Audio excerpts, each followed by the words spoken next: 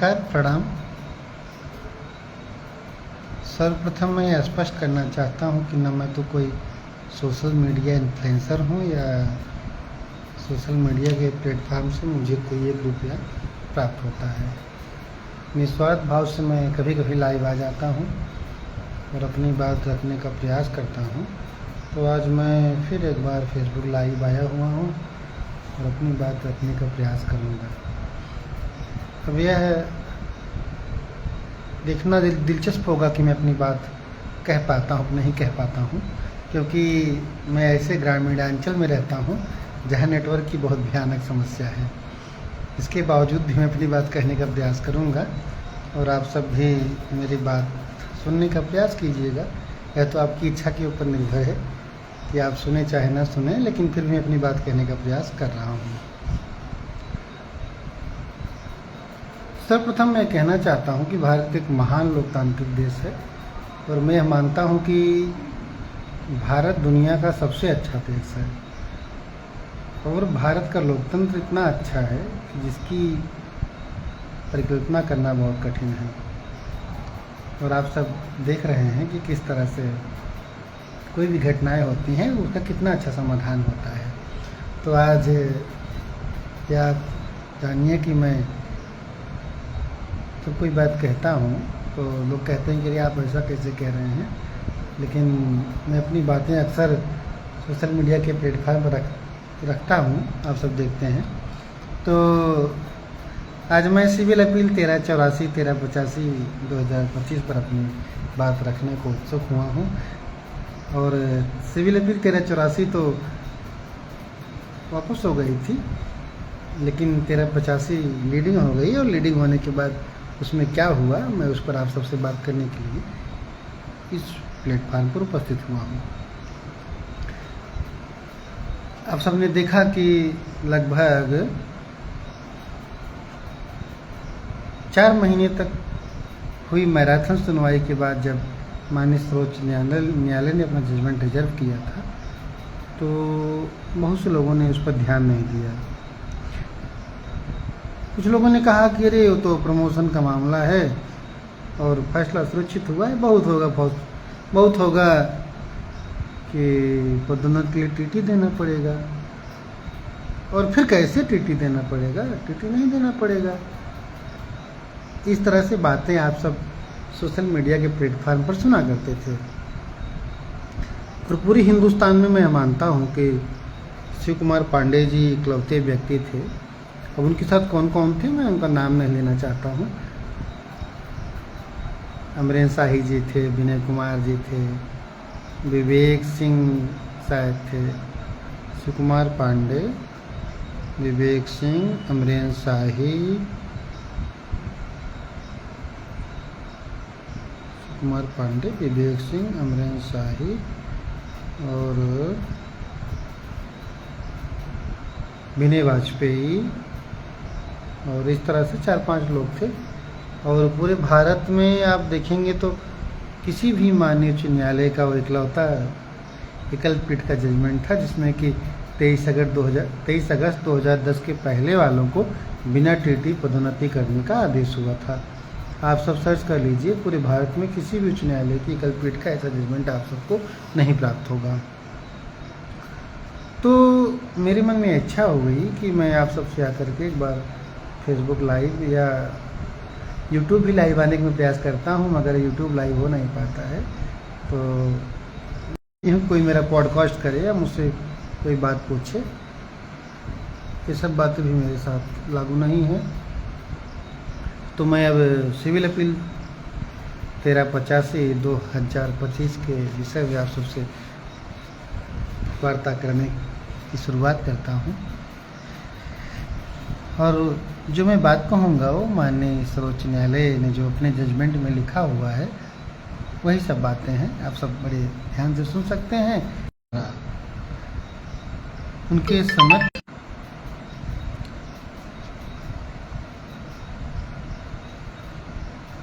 द्वारा उनके समक्ष दायर अनेक वादों में दिए गए निर्णयों व आदेशों को चुनौती देती हैं। इन वादों में अन्य बातों के साथ साथ यह प्रश्न विचारणीय था कि टीचर एलिजिबिलिटी टेस्ट टीटी अल्पसंख्यक शैक्षणिक संस्थानों पर लागू होता है या नहीं, और क्या टीटी उत्तीर्ण करना शिक्षकों की नियुक्ति तथा पहले से सेवा में कार्यरत शिक्षकों की पदोन्नति के लिए अनिवार्य पूर्व शर्त है। बहुत ध्यान से आप फिर एक बार सुनिएगा कि ये सिविल अपील जो माननीय सर्वोच्च न्यायालय में विचाराधीन थी वो देश के 3 चार्टर्ड उच्च न्यायालय में से 2 द्वारा थी।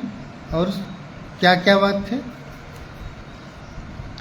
इन वादों में अन्य बातों के साथ साथ यह प्रश्न विचाराधीन था कि टीटी अल्पसंख्यक शैक्षणिक संस्थानों पर लागू होता है या नहीं, और क्या टीटी उत्तीर्ण करना शिक्षकों की नियुक्ति तथा पहले से सेवा में कार्यरत शिक्षकों की पदोन्नति के लिए अनिवार्य पूर्व शर्त है। अब इसमें अपीलकर्ता कौन कौन थे, अर्थात माननीय सर्वोच्च न्यायालय में कौन कौन मौजूद थे एज ए अपीलकर्ता।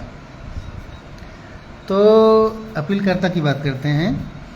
पहले अपीलकर्ता कौन थे? पहले अपीलकर्ता थे अल्पसंख्यक संस्थान, माइनॉरिटी इंस्टीट्यूशन, जो इसलिए असंतुष्ट थे क्योंकि उन्हें ऐसे शिक्षकों की नियुक्ति करने की अनुमति नहीं दी जा रही थी जिन्होंने टीटी उत्तीर्ण नहीं किया है। बहुत बात ध्यान से आप सुनिएगा कि पहले अपीलकर्ता माननीय सर्वोच्च न्यायालय के सामने थे, कौन थे? Minorities institutions.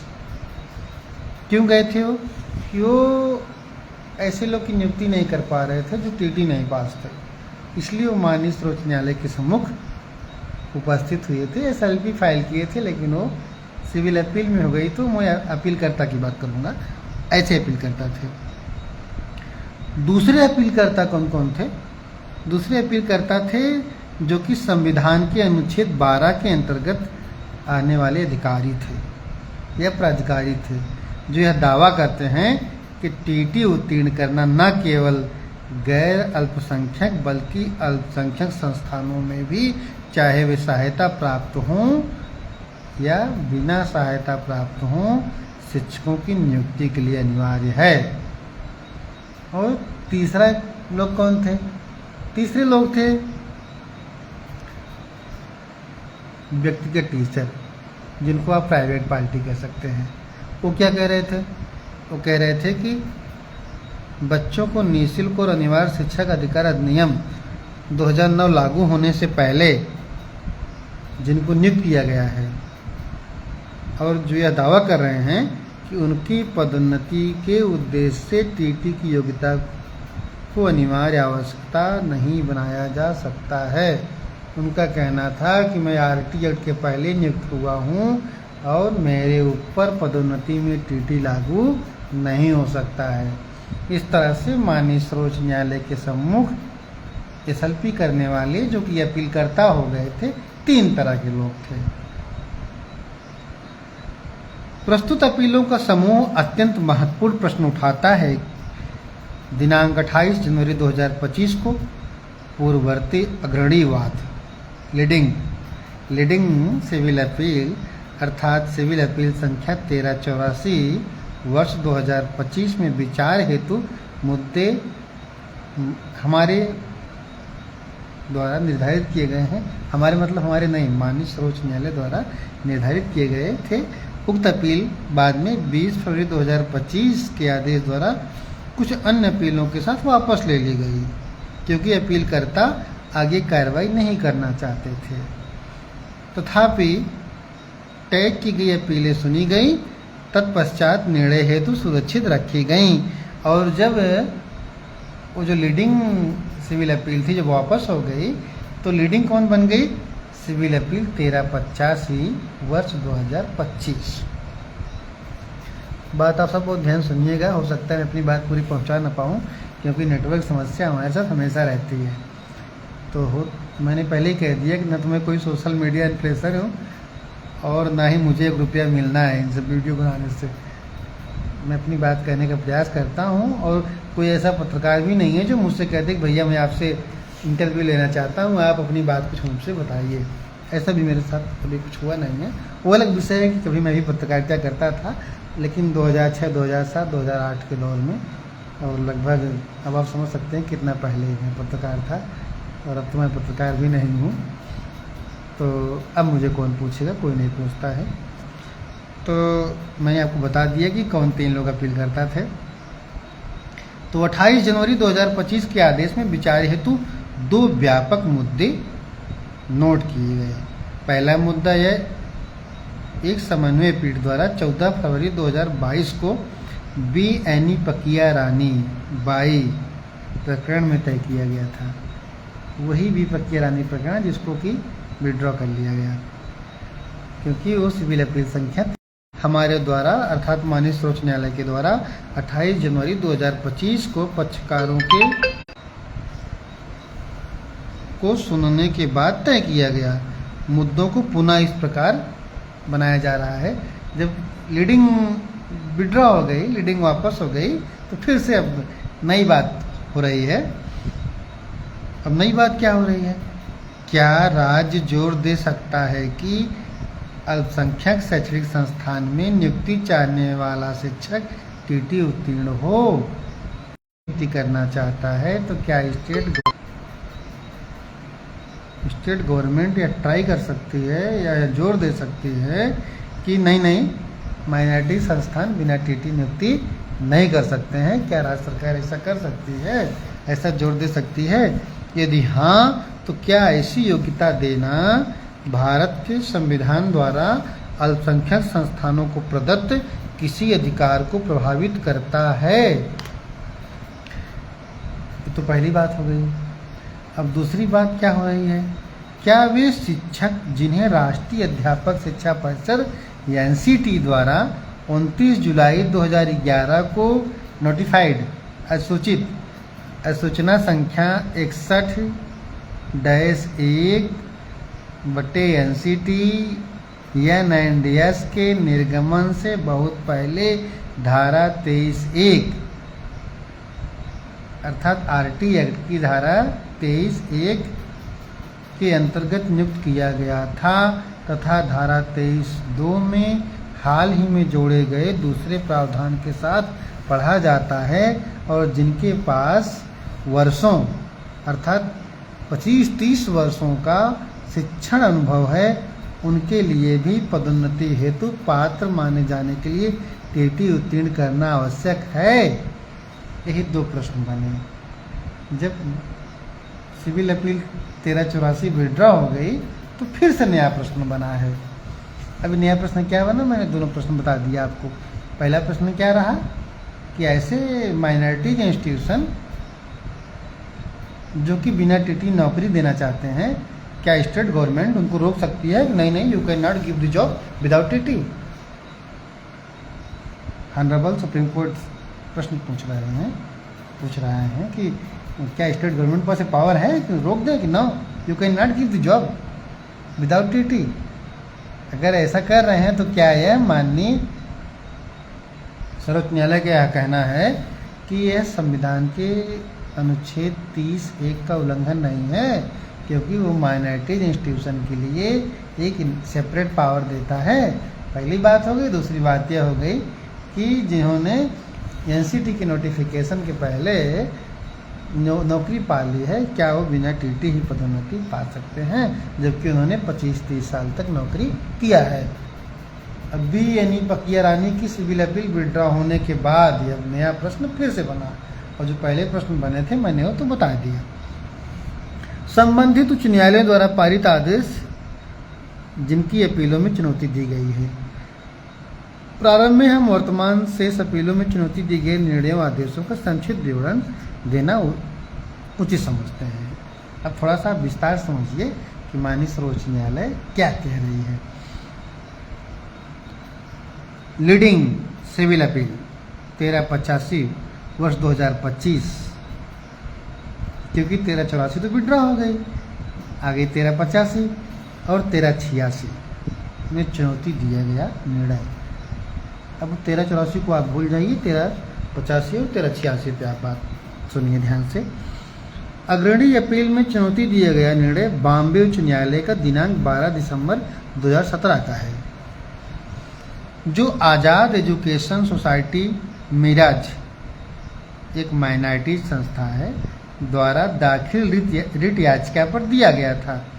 इसमें 23 अगस्त 2013 की एक सरकारी संकल्पना को चुनौती दी गई थी, जिसके द्वारा महाराष्ट्र सरकार ने प्राथमिक शिक्षा प्रदान करने वाले विद्यालयों में शिक्षकों की नियुक्ति हेतु टेट योग्यता को पूर्व शर्त बना दिया था।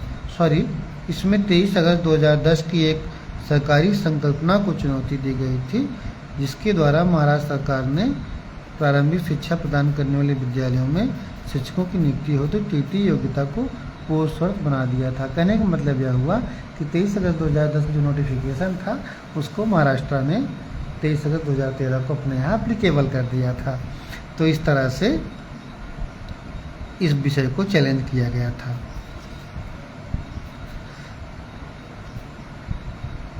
बॉम्बे उच्च न्यायालय ने इस संकल्पना की वैधता पर विचार किया और इस न्यायालय के Ahmedabad Saint Xavier's and college society द्वारा बनाम गुजरात राज्य निर्णय पर भरोसा करते हुए इसे बरकरार रखा। यह कहा गया कि विवादित सरकारी संकल्पना अल्पसंख्यक संस्थानों के अपने मनपसंद शिक्षक नियुक्त करने के अधिकार पर कोई रोक नहीं लगाती यदि वे टीटी उत्तीर्ण हों। कहने का अभिप्राय यह हुआ कि माइनॉरिटीज कॉलेज जो हैं वो आराम से नियुक्ति करें, बशर्ते कि वो जो नियुक्त हो रहा हो टीटी क्वालिफाइड हो। ये बात कहा गया। अतः रिट याचिका खारिज कर दी गई। आज़ाद एजुकेशन सोसाइटी मिराज ने इस निर्णय के विरुद्ध कोई अपील दायर नहीं किया। अर्थात एजुकेशन सोसाइटी मिराज जो थी, आज़ाद एजुकेशन सोसाइटी मिराज थी, उसने जजमेंट को एक्सेप्ट कर लिया। उन्होंने कोई चैलेंज नहीं किया, कोई अपील दायर नहीं किया। लेकिन जो जजमेंट था, कहने का अभिप्राय हुआ कि जिनको बिना टीटी नियुक्त नहीं करना था माइनॉरिटीज कॉलेज को, और जो कोर्ट गए और कोर्ट ने कह दिया कि जो टीटी क्वालिफाई हो उनको आप नियुक्ति करो, कोई प्रॉब्लम नहीं है। और आज़ाद ने उसको एक्सेप्ट कर लिया जजमेंट को, तो शांति से बैठ गए। लेकिन अब शांति से बैठ कौन नहीं पाया, उनकी बात आप ध्यान सुनिए। शांति से बैठ नहीं पाए अंजुमन इसाते तालीम ट्रस्ट, इनसे नहीं रह गया, ये शांति से नहीं बैठ पाए, जो कि एक मान्यता प्राप्त माइनॉरिटीज एजुकेशन सोसाइटी थी या ट्रस्ट कह लीजिए। उन्होंने उस जजमेंट को चैलेंज कर दिया। कहाँ? माननीय सर्वोच्च न्यायालय में, जबकि वो पक्षकार भी नहीं थे। ट्रस्ट ने क्या किया? चैलेंज कर दिया। कहाँ पे? माननीय सर्वोच्च न्यायालय में परमिशन मांगा और इनकी सिविल अपील संख्या क्या बनी? 1385/2025। और यही सिविल अपील संख्या जो है लीडिंग सिविल अपील है। और ये कैसे पैदा हुई, आपने बड़े ध्यान से इसको सुन लिया होगा। जजमेंट तो किसका था? जजमेंट तो था आज़ाद के ऊपर। जजमेंट जो था आज़ाद, जो कि मिराज करके है, आज़ाद एजुकेशन सोसाइटी पर जजमेंट था। वो तो शांति से बैठ गए, चलिए कोई बात नहीं, टीटी क्वालिफाई को हम रखेंगे, माइनॉरिटीज कॉलेज है तो टीटी क्वालिफाई किया रहेगा, वही उसी की नियुक्ति करेंगे, वो मान के बैठ गए। लेकिन अंजुमन इसाते तालीम ट्रस्ट से रहा नहीं गया, वो उस जजमेंट को चैलेंज करने सुप्रीम कोर्ट पहुंच गए और परमिशन उनको मिल गया और उनकी सिविल अपील संख्या बनी 1385/2025, जो कि बाद में लीडिंग बनी बी पकिया रानी वाली सिविल अपील जो थी उसकी विड्रॉ होने के बाद। पहले प्रश्न उस पर बना था, लेकिन जब विड्रॉ हुई तो नया प्रश्न पैदा हो गया। आपने सुना इस बात को ध्यान से। इसी निर्णय को अपील करता association of Urdu education society, जो अल्पसंख्यक शैक्षणिक संस्थानों का प्रबंधन करती है, ने भी चुनौती दी और इसे विशेष अनुमति याचिका दायर करने की भी अनुमति मिल गई। इसी अपील अर्थात सिविल अपील संख्या, अर्थात इनको जो नंबर मिला वो नंबर मिला 1386/2025। अब बहुत ध्यान से मेरी बात को सुनिए। पहली सिविल अपील संख्या 1385/2025 अंजुमन निसात तालीम ट्रस्ट को मिला और दूसरी सिविल अपील संख्या मिली 1386 जिनका नाम है association of Urdu education society. अब ये 2 हो गए। यह तर्क दिया गया कि 12 दिसंबर 2017 का यह निर्णय बॉम्बे उच्च न्यायालय की ही एक समन्वय पीठ के भिन्न मतों वाले निर्णय पर विचार किए बिना दिया गया है। अर्थात इनका कहना था कि बॉम्बे उच्च न्यायालय ने एक जजमेंट दिया था, उससे हट करके ये जजमेंट आज़ाद वाले मामले पर आया हुआ है। अब वो क्या जजमेंट था उसकी बात ध्यान सुनिए आप। सिविल अपील संख्या 6365 6367 2025। इस सिविल अपीलों में चुनौती दिया गया निर्णय, जो नया मामला है तो आपने सुन लिया, पहले मुंबई का मामला मैंने समझा दिया। अब मामला आ रहा है तमिलनाडु वाला, उसको थोड़ा ध्यान दीजिएगा। इस सिविल अपील में चुनौती दिया गया निर्णय मद्रास उच्च न्यायालय का है, जिसमें अपीलकर्ताओं यानी तमिलनाडु राज्य और शिक्षा विभाग के अधिकारियों द्वारा दाखिल रिट अपीलें खारिज कर दी गई। रिट याचिकाएँ इस्लामिया हायर सेकेंडरी स्कूल के प्रबंधन द्वारा दाखिल की गई थीं, जिसमें शिक्षकों की नियुक्ति हेतु उनके प्रस्ताव को अस्वीकार करने को चुनौती दी गई थी। जिला शिक्षा अधिकारी ने यह कहते हुए ये प्रस्ताव खारिज कर दिया कि उसी प्रबंधन के अधीन कार्यरत, अर्थात यह कह करके जिला शिक्षा अधिकारी ने खारिज किया था कि उसी मैनेजमेंट के अधीन तमाम पहले से ही कार्यरत लोग हैं, अधिशेष हैं, का पूर्ण उपयोग करने के बाद ही नई नियुक्तियाँ की जा सकती हैं। अगर मैनेजमेंट ने ऑलरेडी पहले से ही लोगों से काम लिया हुआ है और वो ऑलरेडी काम कर रहे थे तो पहले उनमें चांस दीजिए, उसके बाद किसी और को चांस दीजिए। तो ये सब आप समझ लीजिए।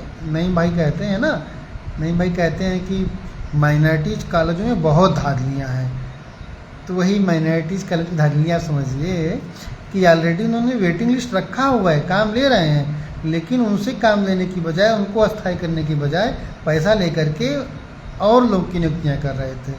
तो उस पर जजमेंट आया, उस पर मामला बना कि जो अधिशेष थे उनको रखने की बजाय नई नियुक्तियाँ की जा सकती हैं। मतलब जो वेटिंग वाले थे, पहले आप उनसे काम लिए हैं, उनको आप रखिए, उसके बाद अगर आपके पास पद कम पड़ रहा है तो उनको रखिए। उच्च न्यायालय की एकल पीठ ने 7 दिसंबर 2021 को आदेश दिया कि नियुक्ति प्रस्ताव को खारिज करना गलत है। अदालत ने कहा कि जिस संस्था की बात है वह अपने आप में स्वतंत्र है, इसलिए उस पर यह नियम लागू नहीं होता कि उसे उसी प्रबंधन के अधिशेष बचे कर्मचारियों को ही नियुक्त करना है। बात ध्यान समझिएगा। कहने का मतलब यह हुआ कि माइनॉरिटीज़ कॉलेज में एक्स्ट्रा लोग का अपॉइंटमेंट किया हुआ था, लेकिन उनको अस्थायी करने की बजाय और लोग की नियुक्तियाँ किया। तो जिला शिक्षा अधिकारी ने कहा कि आप पहले जो वेटिंग लिस्ट में हैं उनकी नियुक्ति करिए, जो आपने जिससे काम लिया है उनको रखिए, तभी आप किसी और को रखिए। तो माननीय उच्च न्यायालय ने कहा कि देखिए मैं इस पर दखल नहीं दूंगा, वो माइनॉरिटीज़ कॉलेज हैं, जिसको इनकी इच्छा हो रखें, जिनको उनकी इच्छा हो ना रखें। तो इस तरह से देखा जाए तो माननीय उच्च न्यायालय ने यह कह दिया कि जो अधिशेष उनके पास पड़े हुए हैं उनको रखने के लिए हम उनको विवश नहीं कर सकते हैं। इसलिए जिला शिक्षा अधिकारी का जो जजमेंट है, हम मतलब जजमेंट नहीं कर सकते, उनका जो लेटर है, जो पत्र है, उससे हम सहमत नहीं हैं। वो अपने हिसाब से काम करें, हमसे उससे मतलब नहीं है। अब ध्यान दीजिए, माननीय उच्च न्यायालय की जजमेंट को, इस आदेश को राज्य सरकार ने अपील किया। कौन सी राज्य सरकार ने? तमिलनाडु राज्य सरकार ने। लेकिन 22 जुलाई 2022 को उच्च न्यायालय की 2 जजों वाली पीठ ने अपील खारिज कर दिया। अब तमिलनाडु सरकार और उसके अधिकारी सुप्रीम कोर्ट में इस आदेश को चुनौती दे रहे हैं। कहने का अभिप्राय अब हुआ कि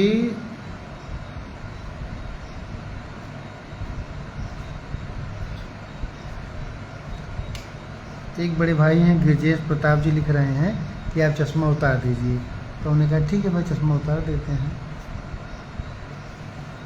कोई दिक्कत नहीं, चश्मा उतारने में क्या दिक्कत है। कहने का अभिप्राय यह हुआ कि माननीय उच्च न्यायालय ने जो जजमेंट पास किया कि जो एक्स्ट्रा टीचर्स हैं उनको रखने के लिए उनको विवश नहीं कर सकते हैं, इसलिए डिस्ट्रिक्ट एजुकेशन ऑफिसर का जो निर्णय है वो सही नहीं है। अब माननीय उच्च न्यायालय के जजमेंट को तमिलनाडु सरकार के अधिकारियों ने माननीय सर्वोच्च न्यायालय में चुनौती दे दिया। खास बात यह है कि मद्रास हाई कोर्ट में टीटी की योग्यता का मुद्दा कभी उठाया ही नहीं गया। इसे पहली बार सुप्रीम कोर्ट में उठाया जा रहा है। तमिलनाडु सरकार का कहना है कि जिन शिक्षकों की नियुक्ति होनी थी उनके पास टीटी पास करने की योग्यता नहीं थी, इसलिए केवल इसी आधार पर उनकी नियुक्ति का प्रस्ताव खारिज किया जाना चाहिए। तो इस तरह से आपने बात समझा कि मद्रास हाई कोर्ट में कभी भी टीटी को लेकर के कोई वार्ता नहीं हुई थी। वार्ता क्या थी? वार्ता इस बात को लेकर के थी कि माइनॉरिटीज़ कॉलेज ने अपने विद्यालय में बहुत से लोगों से काम लिया था और काम ले रहे थे, लेकिन जब उनको अस्थायी नियुक्ति करने की बात आई तो जिनसे काम ले रहे थे उनकी नियुक्ति करने की बजाय वो और लोग की नियुक्ति कर दिए। जब और लोग की नियुक्ति कर दिए तो गवर्नमेंट के अधिकारियों ने कहा कि आप पहले जिनसे काम ले रहे थे आप उनकी नियुक्ति करिए। तो गवर्नमेंट के उस डिसीजन को जब माननीय उच्च न्यायालय में उठाया गया तो माननीय उच्च न्यायालय ने कहा कि हम कोई इंटरफेयर नहीं करेंगे, वो माइनॉरिटीज़ कॉलेज हैं, अपने हिसाब से काम करें। तो जो गवर्नमेंट का डिसीजन था, उनके अधिकारी जो डिसीजन था, जिला शिक्षा अधिकारी डिसीजन को माननीय मद्रास उच्च न्यायालय ने निरस्त कर दिया और कहा कि उनको फ्रीली काम करने दिया जाए, वो फ्रीली इंस्टीट्यूशंस हैं, उन पे हम इंटरफेयर नहीं करेंगे। इस तरह से वहाँ टीटी का मामला था ही नहीं, वहाँ तो मामला था अधिशेष टीचर का, जो ऑलरेडी जिनसे काम ले रहे थे वहाँ के माइनॉरिटीज़ इंस्टीट्यूशन। ये तो बात हो गई मद्रास की, तमिलनाडु की।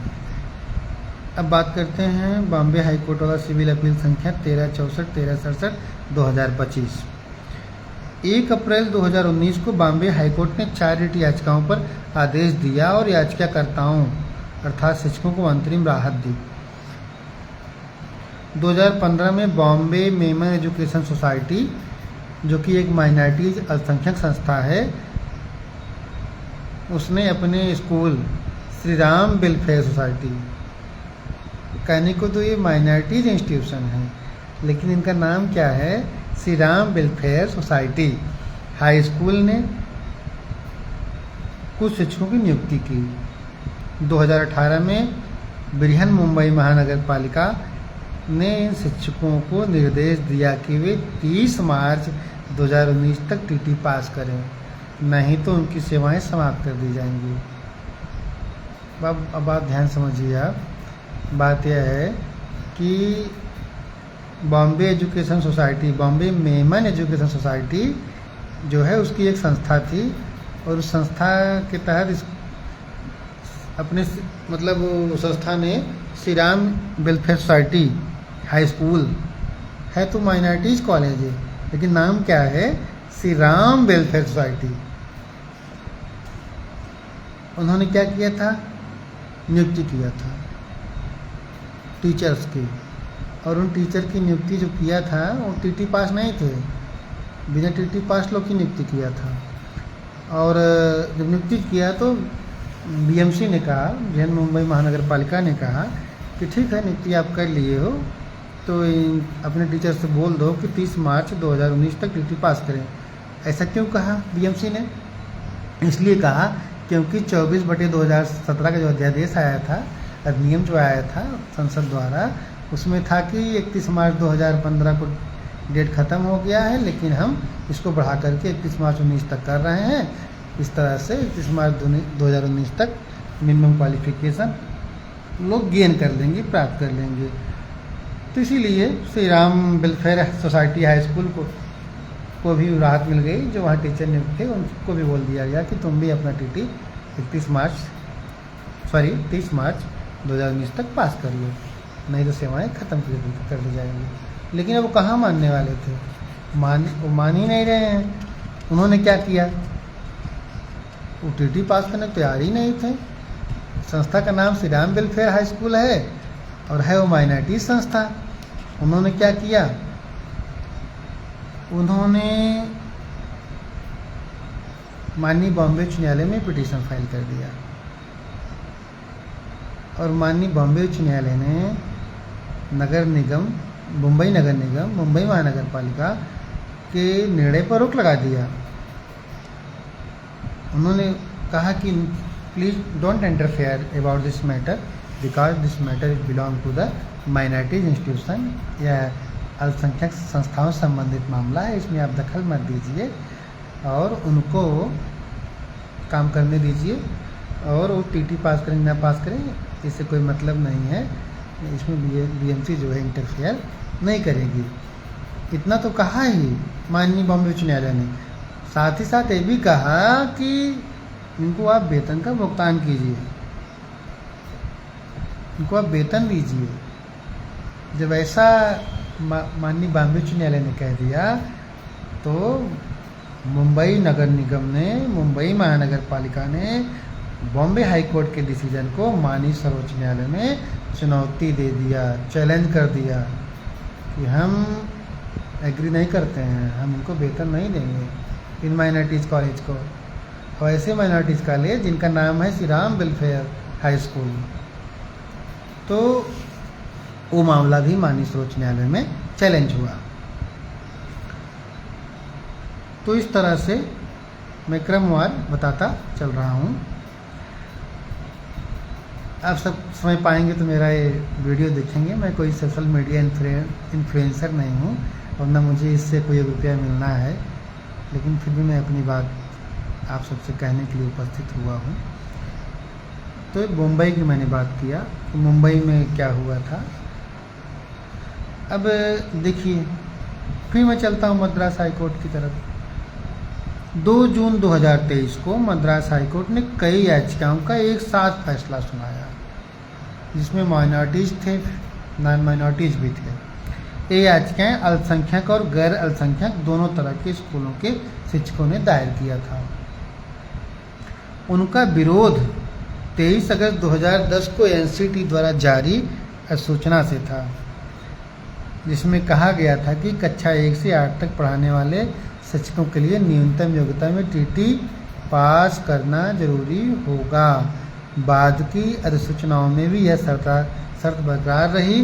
तमिलनाडु सरकार ने भी आदेश जारी कर दिया कि राज्य में टीटी अनिवार्य है और यह परीक्षा शिक्षक भर्ती बोर्ड टीआरबी लेगा, तमिलनाडु रिक्रूटमेंट बोर्ड लेगा। तो जब ऐसा हो गया, अब सोचिए आप लोग, जो सोशल मीडिया पर लोग बहुत लोग लिखते हैं ना, कहते हैं कि अरे एनसीटी बताएगी, एनसीटी ने किया। तो भैया एनसीटी के नोटिफिकेशन को भी माइनॉरिटीज़ और नॉन माइनॉरिटीज़ के लोग चैलेंज कर रहे थे। उनको एनसीटी के नोटिफिकेशन से भी प्रॉब्लम था। जो एनसीटी ने इनको इतना अच्छा रिलीफ दिया था, उनसे भी इनको दिक्कत थी। कई शिक्षक जिन्होंने टीटी पास नहीं की थी परेशान थे कि उन्हें पदोन्नति नहीं मिल रही थी, जबकि जिनके पास टीटी थी वे आगे बढ़ रहे थे। इन शिक्षकों का कहना था कि उनकी नियुक्ति 23 अगस्त 2010 से पहले हुई थी, इसलिए उनके लिए टीटी अनिवार्य नहीं हो सकती, ऐसा इन लोगों ने कहा। दूसरी तरफ कुछ और याचिकाएं दायर हुई, जिनमें कहा गया कि 30 जनवरी 2020 को राज्य सरकार, तमिलनाडु की राज्य सरकार ने एक गवर्नमेंट ऑर्डर जिसकी संख्या है एमएस 13 निकाला है, जिसमें लिखा है कि टीटी सिर्फ सीधी भर्ती के लिए जरूरी है, वह कानून के खिलाफ है। उनका तर्क था कि सेवा में रहते हुए बिना टीटी वाले शिक्षकों को पदोन्नति देना गलत है। इस तरह से एक नई पिटीशन हो गई, नई याचिका हो गई कि जो राज्य सरकार ने किया था कि प्रमोशन के लिए हम टीटी नहीं लेंगे, लेकिन नियुक्ति के लिए टीटी हम लेंगे, उसको भी कुछ लोगों ने तमिलनाडु सरकार के निर्णय को माननीय मद्रास न्यायालय में चैलेंज कर दिया था। दूसरी तरफ कुछ और याचिकाएं दायर हुई जिनमें कहा गया कि 30 जनवरी 2020 को सरकार ने जो आदेश जियो नंबर 13 निकाला है, जिसमें लिखा है कि टीटी सिर्फ सीधी भर्ती के लिए ज़रूरी है, वह कानून के खिलाफ है। उनका तर्क था कि सेवा में रहते हुए बिना टीटी वाले शिक्षकों को पदोन्नति देना गलत है। अब आप जान लीजिए कि जो निर्णय तमिलनाडु सरकार ने लिया था कि जो टीटी पास नहीं है उनकी भी प्रमोशन की जाएगी, उनकी प्रोन्नति की जाएगी, उसको भी चैलेंज कर दिया कुछ लोगों ने। तमिलनाडु सरकार के इस निर्णय को भी चैलेंज कर दिया। इसके अलावा कई ऐसे शिक्षक जिन्होंने बिना टीटी पास किए ही पदोन्नति पा ली थी, उन्होंने अदालत से गुजारिश की कि उन्हें उनकी पदोन्नति के आधार पर इंक्रीमेंट दिया जाए, वेतन वृद्धि किया जाए। मद्रास हाईकोर्ट ने कहा कि जो शिक्षक 29 जुलाई 2011 से पहले सेकेंडरी ग्रेड टीचर या ग्रेजुएट टीचर बीटी असिस्टेंट बने थे, वे नौकरी में बने रहेंगे। अब तमिलनाडु का मामला है तो आप समझ नहीं पाओगे कि ये ग्रेजुएट टीचर बीटी असिस्टेंट क्या है या सेकेंडरी ग्रेड क्या है। तो कहने का अभिप्राय यह हुआ कि जो 29 जुलाई 11 के पहले, कहने का मतलब प्राइमरी के हेडमास्टर या मिडिल के सहायक या मिडिल के हेडमास्टर बन गए हैं, वो उसी पद बने रहेंगे, उनको टीटी नहीं देना है और उनका इंक्रीमेंट सब दिया जाएगा। लेकिन अगर उन्हें पदोन्नति, प्रमोशन और पद आगे चाहिए तो उन्हें टीटी पास करना होगा। 29 जुलाई 2011 के बाद की नियुक्तियों में सिर्फ वही लोग चुने जा सकते हैं जिन्होंने टीटी पास किया हो, अर्थात बीटी असिस्टेंट, ग्रेजुएट टीचर की सीधी भर्ती और प्रमोशन दोनों में टीटी जरूरी है। अर्थात उच्च प्राथमिक में जाने के लिए चाहे आप सीधी भर्ती करिए चाहे आप प्रमोशन करिए, दोनों के लिए टीटी आपको देना पड़ेगा। यह तो हम आपको समझाने के लिए कह रहे हैं, बाकी जजमेंट जो था वो बीटी असिस्टेंट और ग्रेजुएट टीचर की बात लिखा हुआ है कि उस पर जाने के लिए आपके पास टीटी होना चाहिए। 30 जनवरी 2020 के विशेष नियमों में यह लिखा था कि टीटी सिर्फ सीधी भर्ती के लिए ज़रूरी है, प्रमोशन के लिए ज़रूरी नहीं है। ऐसा तमिलनाडु सरकार ने निर्णय लिया था, कोर्ट ने इसे रद्द कर दिया। माननीय मद्रास उच्च न्यायालय ने इसको रद्द कर दिया और साफ कह दिया कि प्रमोशन और नियुक्ति दोनों के लिए टीटी जरूरी है। यह माननीय मद्रास उच्च न्यायालय ने अपने जजमेंट में कहा। लेकिन जो 2 जून 2023 को जजमेंट हो रहा है माननीय मद्रास उच्च न्यायालय का, उसमें माइनॉरिटीज का मामला था, वो भी साथ सुना गया था। तो उस पर माननीय मद्रास उच्च न्यायालय ने क्या कहा? उन्होंने कहा कि माइनॉरिटीज अल्पसंख्यक स्कूलों के लिए कोर्ट ने सुप्रीम कोर्ट के primary educational and cultural trust बनाम यूनियन ऑफ इंडिया 2014 का जो फैसला है उसका सहारा लिया। उस फैसले में कहा गया कि अल्पसंख्यक स्कूलों में टीटी लागू नहीं होता है, इसलिए कोर्ट ने साफ किया कि टीटी अल्पसंख्यक स्कूलों चाहे वे अनुदानित हो चाहे गैर अनुदानित हो लागू नहीं होगा। अब आप समझिए माइनॉरिटी का विवाद शुरू कहाँ से हुआ? तमिलनाडु में। तमिलनाडु में शुरू हुआ कि जो माइनॉरिटीज़ ने अधिसंघ के पद पे रखे थे उनको ना परमानेंट करके नई नियुक्तियाँ कर लिया। नईम अहमद जी कहते हैं ना, बहुत दाखिली है माइनॉरिटीज़ में, काम किसी और से कराना है और नियुक्ति पैसे ले किसी और करना है, तो वो मामला वहाँ था। तो वो तो माननीय न्यायालय उस पर दखल दिया नहीं। जो बेचारे काम करे थे उनको माइनॉरिटी लोग काम के लिए रख लिए और परमानेंट किसी और कर रहे थे। और जो मुंबई में जो हुआ, बॉम्बे में जो हुआ, उसमें क्या हुआ कि बिना टीटी वालों को रख रहे थे, बीएमसी ने परमिशन नहीं दिया तो लोग चले गए, तो माननीय उच्च न्यायालय ने उनको भी परमिशन दे दिया, वेतन देने को कह दिया, तो बीएमसी के खिलाफ सुप्रीम कोर्ट चली गई। तो तमिलनाडु और महाराष्ट्र का मामला इस तरह से साथ साथ माननीय सर्वोच्च न्यायालय को पहुंचा है। और तमिलनाडु में क्या हुआ कि माइनॉरिटीज़ के लिए छूट दे दिया गया, राहत दे दिया गया कि उस पर इंटरफेयर माइनॉरिटी में नहीं किया जाएगा। एक सिविल अपील है 6364/2025। यह अपील कौन फाइल किया है? यह अपील फाइल किया है भारत सरकार ने, और इसके लिए बाकायदा परमिशन लिया माननीय सर्वोच्च न्यायालय से कि हम भी अपील फाइल करेंगे, हम भी अपील करेंगे। और यह अपील फाइल हुई है मद्रास हाई कोर्ट के 8 जनवरी 2019 के फैसले के खिलाफ। उसमें हाई कोर्ट ने तमिलनाडु सरकार की अपील खारिज कर दी थी और सिंगल जज का आदेश बरकरार रखा था, जिसमें शिक्षक स्टीफन के पक्ष में फैसला हुआ था। भारत सरकार उस केस की पार्टी नहीं थी, लेकिन बाद में माननीय सुप्रीम कोर्ट ने उसे अपील करने की इजाज़त दे दी कि आप अपील कर सकते हैं।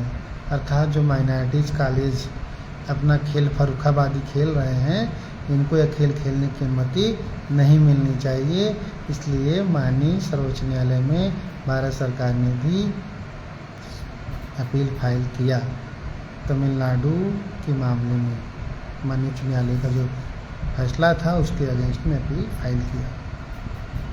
स्टीफन की नियुक्ति TDTA प्राइमरी और मिडिल स्कूल, एक अनुदानित अल्पसंख्यक स्कूल है, में सेकेंडरी ग्रेड टीचर के रूप में हुई थी। स्कूल ने उसकी नियुक्ति की जानकारी जिला प्राथमिक शिक्षा अधिकारी DEEO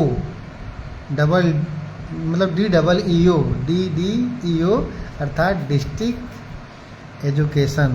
district elementary education officer DEEO को भेजी, लेकिन DEEO ने मंजूरी देने से मना कर दिया क्योंकि स्टीफन ने TT पास नहीं किया था। स्टीफन ने यह आदेश हाई कोर्ट में माननीय मद्रास हाई कोर्ट में चुनौती दी और 28 अप्रैल 2018 को हाई कोर्ट ने उसकी याचिका मंजूर कर लिया, क्योंकि स्टीफन की नियुक्ति माइनॉरिटीज़ कॉलेज में हुई थी। तो इसलिए जिला प्राथमिक शिक्षा अधिकारी जो थे उनकी बात नहीं सुनी गई, उनकी बात खारिज कर दी गई और माननीय मद्रास उच्च न्यायालय ने स्टीफन को वेतन अलाउ कर दिया, उनको वेतन दे दिया। हाई कोर्ट की डिवीजन बेंच ने 8 जनवरी 2019 को इस फैसले को सही ठहराया और माननीय डिवीजन बेंच ने कहा कि प्रमति केस के मुताबिक RT एक्ट अल्पसंख्यक स्कूलों पर लागू नहीं होता, इसलिए स्टीफन को TT पास करने की ज़रूरत नहीं थी और DEEO district elementary education officer उसकी नियुक्ति मंजूर करने का आदेश दिया गया। अगर अर्थात कहने का अभिप्राय हुआ कि DEEO को नियुक्ति को मंजूर करना ही पड़ेगा, अर्थात स्टीफन को वेतन देना ही पड़ेगा। इससे नाराज होकर के ही भारत सरकार ने सुप्रीम कोर्ट में अपील फाइल किया था। वो अपील भी साथ में सुनी गई, जिस पर देश के सबसे बड़े भारत सरकार के वकील आदरणीय R वेंकटरमणी साहब ने अपना पक्ष रखा और उन्होंने अपने पक्ष में कहा कि TT से राहत किसी को नहीं दी जा सकती है। जो स्टीफन बिना TT पढ़ाना चाहते हैं, स्टीफन एक ख्वाब देखना छोड़ दें, स्टीफन को TT पास करना ही करना पड़ेगा। बॉम्बे हाई कोर्ट और मद्रास हाई कोर्ट के फैसले का सार इस प्रकार है। बॉम्बे हाई कोर्ट 12 दिसंबर 2017 को कहती है कि TT अल्पसंख्यक स्कूलों पर भी लागू है, लेकिन बॉम्बे हाई कोर्ट 1 अप्रैल 2019 को कहती है कि अल्पसंख्यक स्कूलों के शिक्षकों को TT नहीं पास करना है, उनको टेम्परेरी रिलीफ दे दिया, अस्थायी राहत दे दी, यानी TT लागू करने के आदेश पर रोक लगा दी। ये तो बात बॉम्बे हाई कोर्ट की हो गई। और मद्रास हाई कोर्ट की बात करें तो मद्रास हाई कोर्ट ने क्या कहा, गैर अल्पसंख्यक स्कूलों में TT जरूरी नहीं है और 2 जून 2023 को साफ साफ कहा कि अल्पसंख्यक स्कूलों पर TT लागू नहीं होता है, क्योंकि प्रॉपर्टी केस जो 2014 में माननीय सर्वोच्च न्यायालय ने डिसाइड किया है, उसके तहत माइनॉरिटीज़ कॉलेज पर TT लागू नहीं किया जा सकता है।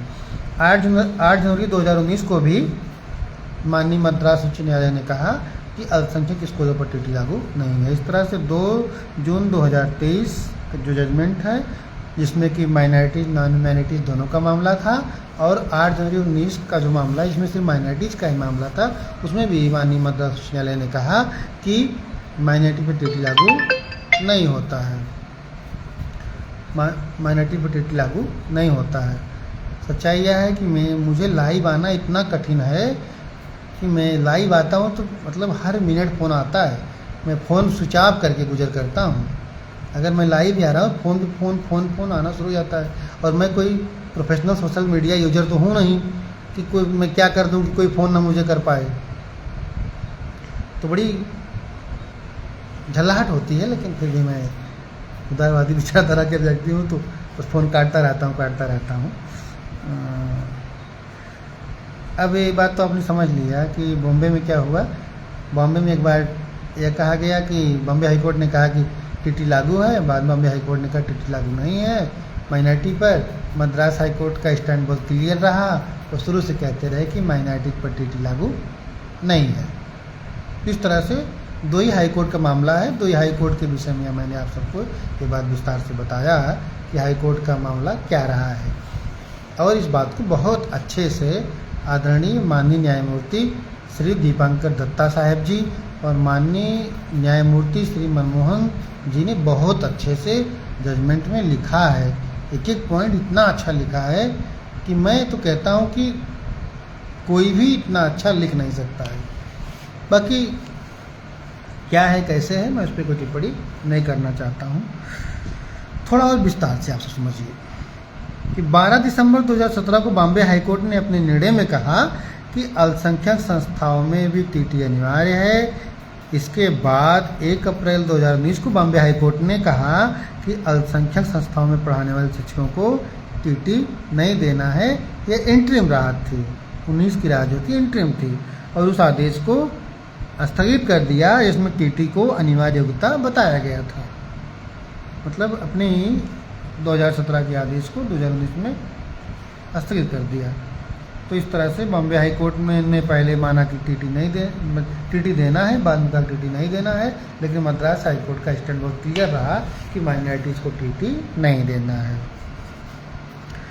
मद्रास हाई कोर्ट ने अपने निर्णय में स्पष्ट किया कि गैर अल्पसंख्यक संस्थाओं में पढ़ाने वाले शिक्षकों के लिए टीटी अनिवार्य है, अर्थात माइनॉरिटीज़ के लिए नहीं है लेकिन गैर माइनॉरिटीज़ के लिए टीटी अनिवार्य है। और 2 जून 2023 को दिए फैसले में मद्रास हाईकोर्ट ने कहा कि अल्पसंख्यक संस्थाओं के मामले में टीटी लागू नहीं होता, क्योंकि सर्वोच्च न्यायालय का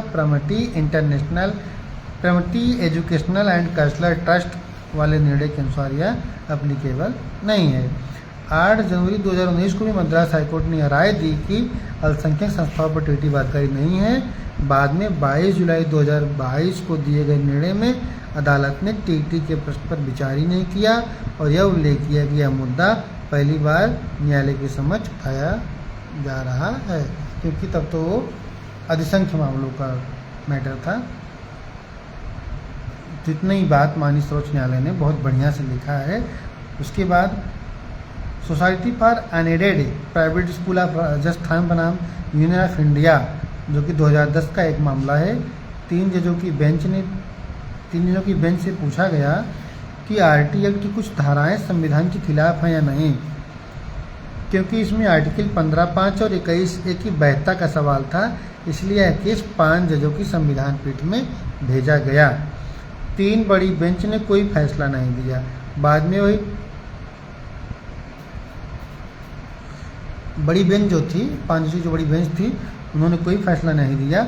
बाद में 3 जजों की बेंच ने society of unaided private school of Rajasthan 2012 case में 2012 का जो मैटर था उसमें 2-1 के बहुमत से फैसला सुना दिया। यह क्या निजी स्कूलों अल्पसंख्यक और गैर अल्पसंख्यक अर्थात माइनॉरिटी नॉन माइनॉरिटी को 25% गरीब बच्चों को लेना अनिवार्य किया जा सकता है। अल्पसंख्यक में एक जज ने कहा कि यह असंवैधानिक है।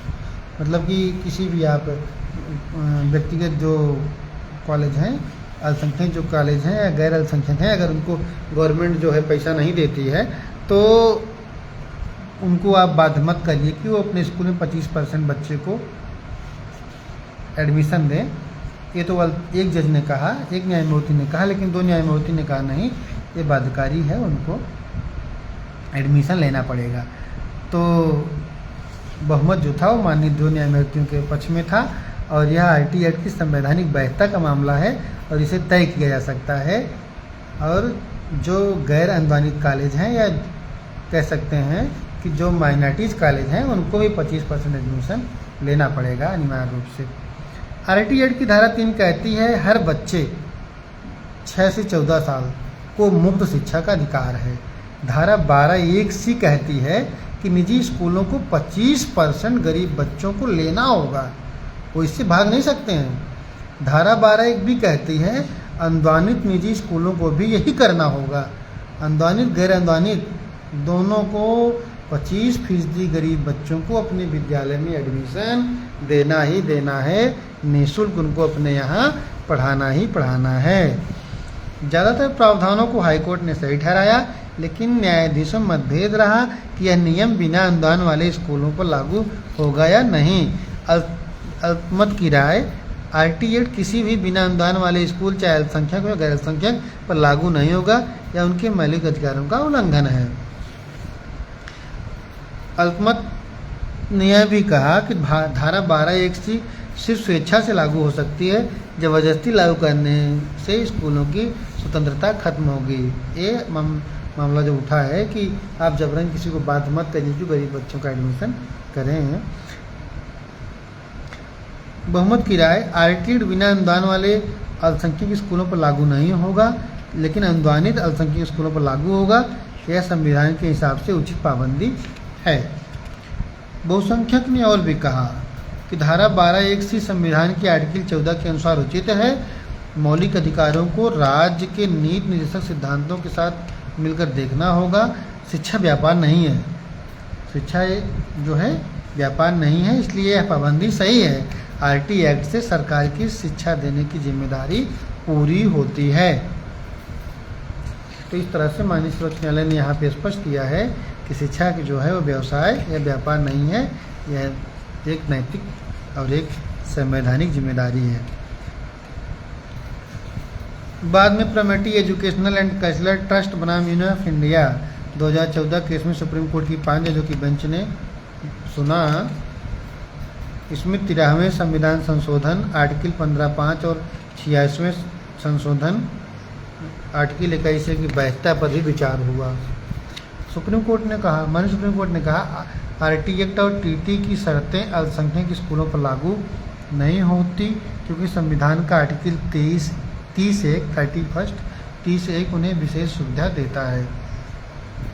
प्रमेटी एजुकेशनल एंड कल्चरल ट्रस्ट मामले में संविधान पीठ ने विचार के लिए कुछ विशेष प्रश्न बनाए, जो इस प्रकार हैं। क्या क्या प्रश्न बने? पहला प्रश्न बना कि क्या संविधान का 93वां संशोधन अधिनियम 2005 द्वारा संविधान के अनुच्छेद 15 में अर्थात 15 की धारा 5 जोड़कर संसद ने संविधान की मूल संरचना ढांचे को बदला है? क्या संविधान का 86वां संशोधन अधिनियम 2002 द्वारा संविधान में अनुच्छेद 21 से जोड़कर संसद ने संविधान की मूल संरचना ढांचे को बदला है? ये 2 प्रश्न बने प्रमेटी एजुकेशनल एंड कल्चरल ट्रस्ट मामले में। उल्लेखनीय है कि संविधान का 93वां संशोधन अधिनियम 2005, जिनके द्वारा अनुच्छेद 15(5) में उसकी वैधता इस न्यायालय की संविधान पीठ ने अशोक कुमार ठाकुर बनाम भारत संघ मामले में देखी थी, लेकिन केवल राज्य द्वारा संचालित और सहायता प्राप्त शैक्षणिक संस्थानों द्वारा सीमित होते हुए उस निर्णय के महत्वपूर्ण अंश इस प्रकार हैं।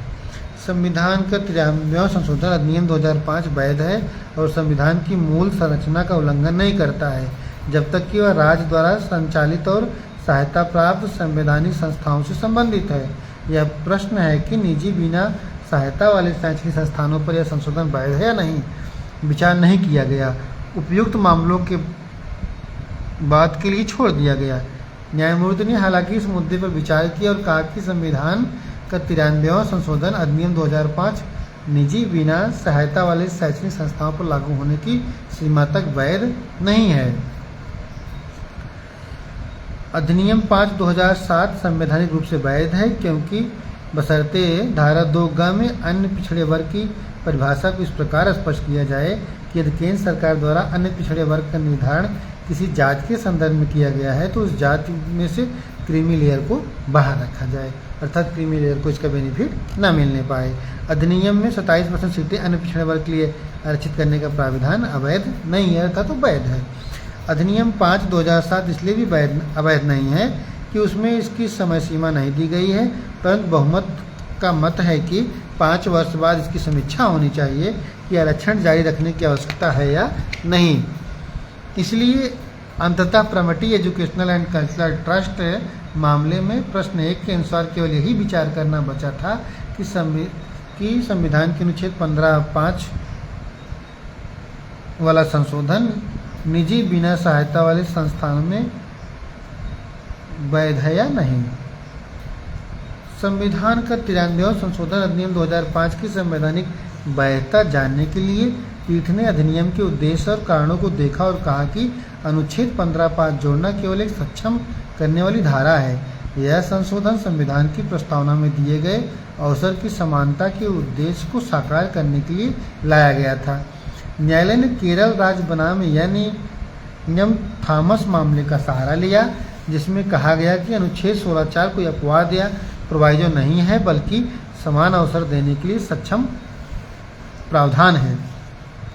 चूंकि अनुच्छेद 15(5) की शुरुआती पंक्तियों में भी अनुच्छेद 16(4) जैसी ही हैं, इसलिए न्यायालय ने कहा कि अनुच्छेद 15(5) को अनुच्छेद 15 का अपवाद न मानकर अवसर की समानता देने वाला सक्षम प्रावधान माना जाना चाहिए।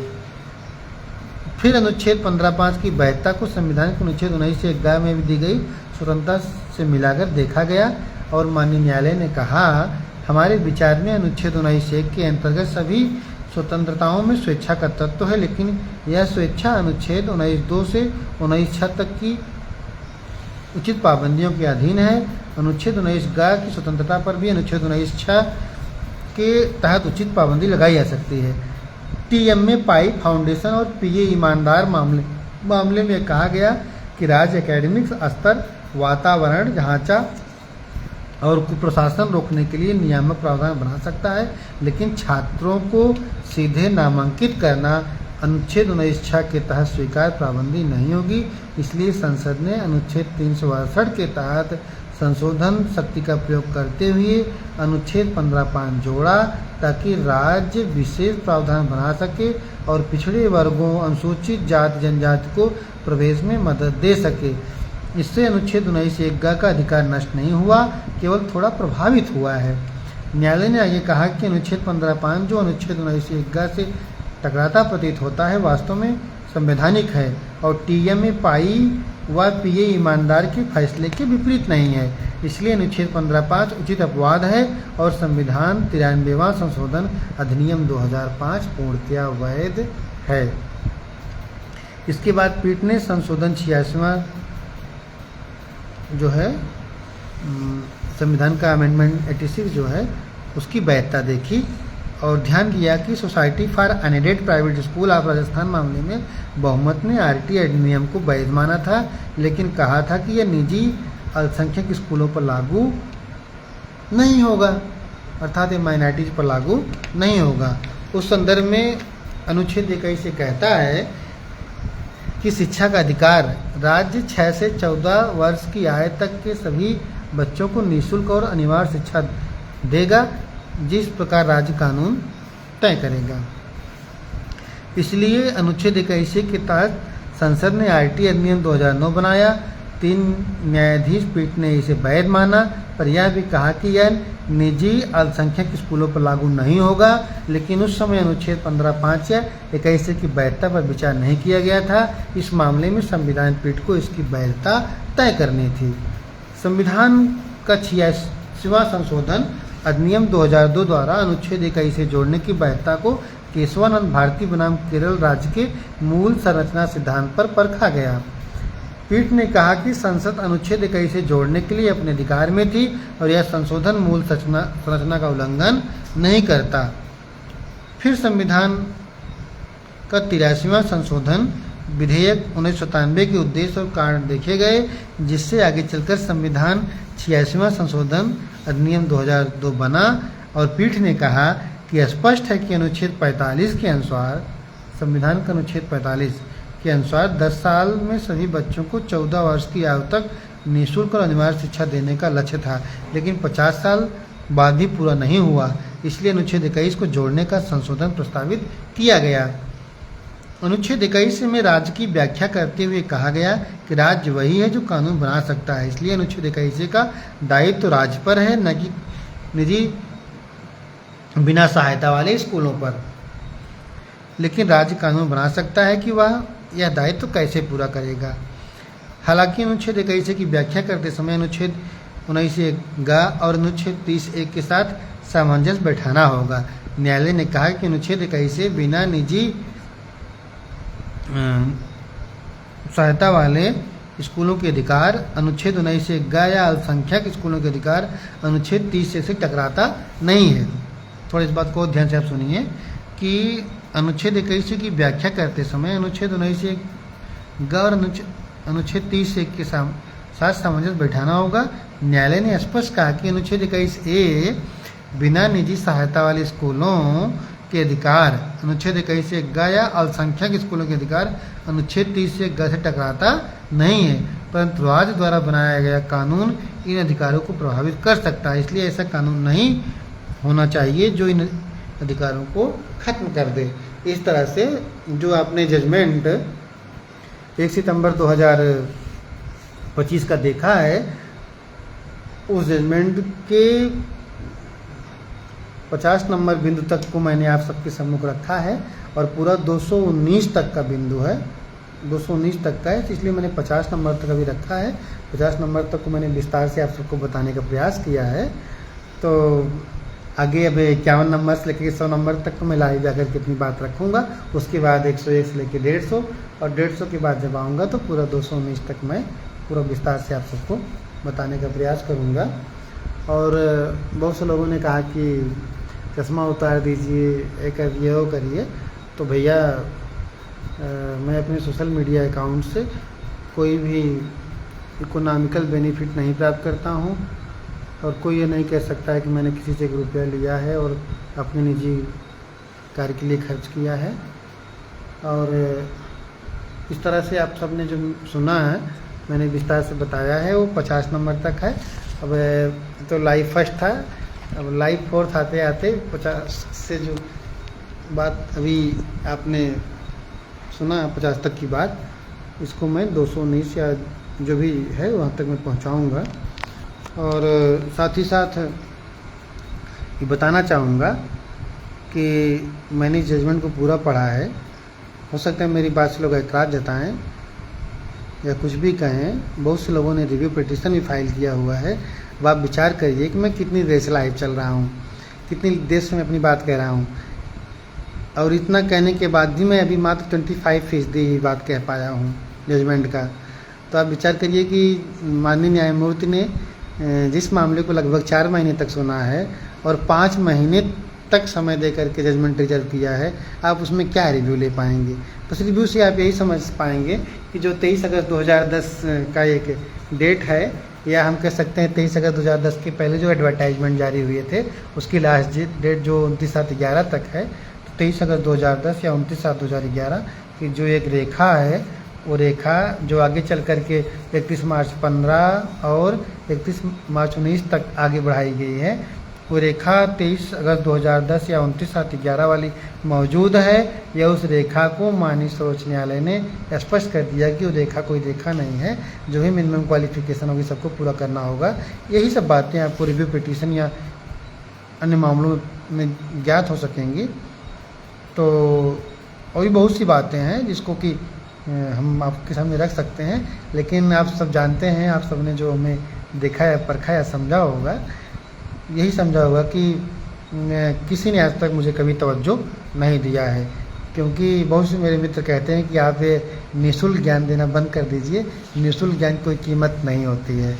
तो लेकिन मेरा ये मानना है कि हम अपनी सेवा जारी रखेंगे और निःशुल्क अपनी सेवाएं हम प्रदान करते रहेंगे। और मैं जहाँ भी रहा हूँ, जिस फील्ड में रहा हूँ, मैं हमेशा एक शुभचिंतक के रूप में ही रहा हूँ। मैंने कभी किसी का हित करने का प्रयास नहीं किया है। हित तो मैं हमेशा करना चाहता हूँ। तो इस तरह से आप खुद विचार करिए कि माननीय सर्वोच्च न्यायालय में 10 रिव्यू पिटीशन के आसपास फाइल हो चुकी हैं, रेट पिटीशन तक हो चुकी हैं, लेकिन आज तक किसी ने मुझसे एक लाइन की हेल्प लेने का प्रयास नहीं किया है कि आप इस रिव्यू पिटीशन में कोई हेल्प कर दीजिए, कोई सहायता दे दीजिए। आज तक किसी ने नहीं कहा है। और मुझे कहने में कोई संकोच नहीं है, कोई गुरेज नहीं है कि पूरे भारत में शिव कुमार पांडे जी ने एक रिट पिटीशन फाइल किया था, जिसमें कि एकल पीठ ने बिना टीटी पदोन्नति का आदेश 23/8/10 के पहले वालों के लिए किया है। और आज तक ऐसा कोई आदेश हुआ नहीं है। अब आप सोचिए कि जिनके ऊपर माननीय सर्वोच्च न्यायालय ने क्वेश्चन मार्क जॉब पे लगाया है, उस पर माननीय एकल पीठ ने प्रमोशन के लिए आदेश किया था। तो जो जानते हैं, जो समझते हैं, वो समझते हैं। तो इस तरह से आज का लाइव मैं समाप्त कर रहा हूँ। अगर मुझसे कोई त्रुटि हुई हो तो मुझे क्षमा कीजिएगा। और नेक्स्ट लाइव जब मैं आऊँगा तो 51 नंबर से लेकर के 200 नंबर तक की बात रखूँगा। फिर 201 से नहीं, 51 नंबर से 101 तक, 100 तक मान लीजिए, फिर 101 से 150 तक, फिर 151 से 200, या समय रहा तो पूरा 219 तक संपन्न करने का प्रयास करूँगा। अगर किसी कुछ कहना हो तो मेरे इस लाइव के कमेंट सेशन अपनी बात, अपना प्रश्न आप लिख सकते हैं। मैं एक्स्ट्रा टाइम निकाल करके उस पर भी अपनी बात रखने का प्रयास करूँगा। अलकेश भैया प्रणाम, नागेंद्र भैया प्रणाम, अमित भाई प्रणाम। और कमेंट कोई है? पवन भाई ने भी कमेंट किया हुआ है, आपको भी मेरा प्रणाम। और 2-4 लोग देख ही रहे हैं तो क्या कहें हम, हो सकता है बाद में देखें। सर शुभ रात्रि, नमस्कार, प्रणाम।